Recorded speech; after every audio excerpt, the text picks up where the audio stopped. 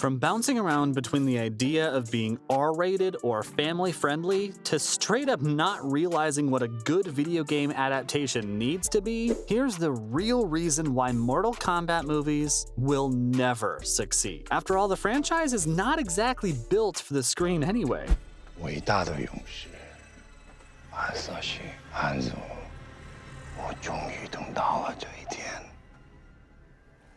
I mean, adapting video games to TV or film is a hard enough job in and of itself. When it's a fighting game, however, then things get a lot more tricky. Of course, we've seen other successful adaptations over the years like the Street Fighter movie or even the Tekken animated series. Mortal Kombat, on the other hand, has always been a weird franchise. Sure, it's got iconic characters, each with their own interesting storyline. Not to mention, they've genuinely got a certain charm to them as well. Like, don't tell me you don't enjoy seeing Johnny Cage, Raiden, and Scorpion all on screen at the same time. There's just something inherently funny and chaotic about any fighting game movie and its insane cast of characters. Everything from their wildly different story arcs to their hilarious interactions can be absolute gold. That is, if the movie doesn't take itself too seriously. But since a lot of these films want to be true to their source material, you get a snooze fest. Don't get me wrong, I'm not saying that there's no value to be found in the movies sticking with the darker undertones of their original versions. It's just that for a movie like Mortal Kombat, it also comes with a massive trade-off, and that's having to make an R-rated film. Now, I'm sure you're thinking, what's wrong with an R-rated movie? And the answer is nothing, really. I mean, most people would actually prefer things to stay authentic, even if that resulted in them getting a more mature rating. It's the business side of things that's tricky though. You see, Mortal Kombat is a franchise that loves all the gore and brutality that comes with it. Like the fatalities and all the other violence is, in a way, the whole point of watching a Mortal Kombat film over something else.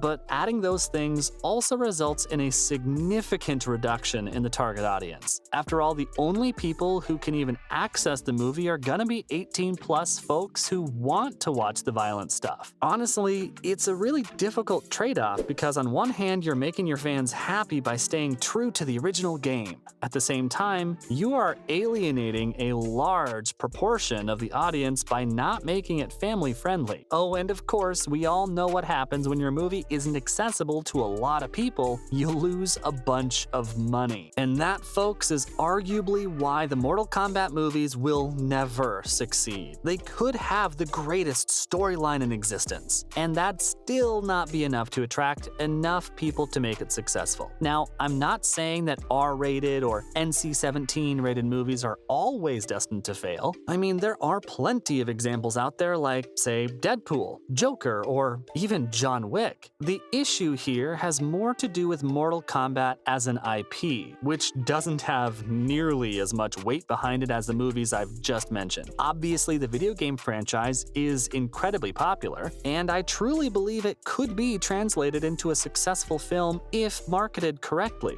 But we've just seen way too many instances of botched marketing, storyline, or just a general lack of direction from Mortal Kombat. Even if you take the reboot that we got a few years ago, it was supposed to be this reimagining of the series with all these cool fatalities and everything. That said, pretty much all of the buzz was gone after the first weekend, as it got some pretty bad reviews. Of course, the violence wasn't the reason why critics didn't like it, and yet, if it was more family-friendly or even PG-rated, it would have been a lot more successful at the box office in spite of its flaws. Oh, and speaking of flaws, it's really hard to come up with a good Mortal Kombat story. I mean, as I've already mentioned, making a video game adaptation is hard in and of itself. When you add the fighting game element, it gets a little harder. When it's Mortal Kombat though, yeah, that's like the final boss of adaptations. The issue here is that not only are there so many characters you've gotta fit in 1-2 hour narrative, but also have their separate backstories, bring them all together, and give them a satisfying conclusion. Besides, just how many times are we gonna go through the whole fighting tournament shtick? That's just not viable anymore either, because frankly, it's overused used anyway. Not to mention, it's also kinda difficult to nail all the CGI and particle effects in a Mortal Kombat movie. Well, at least without it looking goofy anyway. That said, there is a simple solution to all these issues, and that's embracing the cheesiness of it all. Seriously, if you go and ask any Mortal Kombat fan out there which movie they prefer the most, I'm pretty sure the majority will resort to the original 1995 film. It wasn't visually stunning, nor did it have a massive budget. What it did have, however, was heart. I mean, the OG Mortal Kombat movie never really took itself too seriously, while staying true to the video game lore. It had wacky characters, an absurd storyline, and just that unwavering sense of direction that made it stand out as something truly special. The 2021 reboot, on the other hand, left a sour taste in many fans' mouths. Why? Well, its first mistake was to basically retcon everyone's abilities and use the concept of arcana to explain why magic existed in the universe. People felt like this was a disingenuous move from the writers. After all, why would you even want to explain the existence of magic in a fictional universe? Besides, it just makes an already packed plot even more complex, which again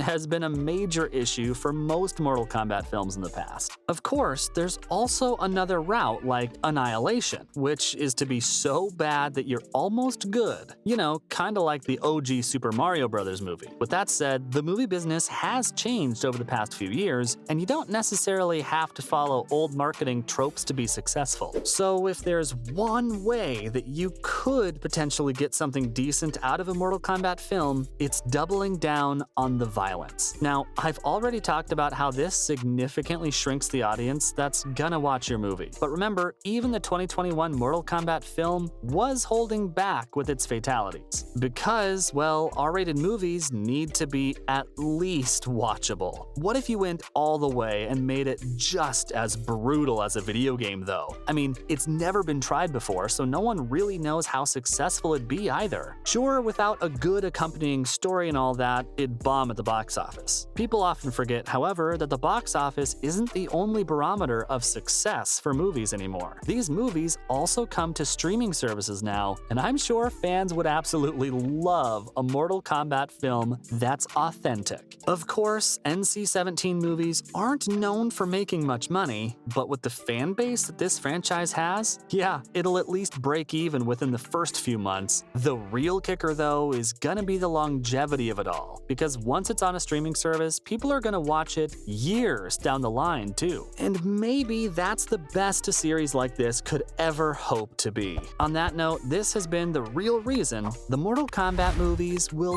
never succeed.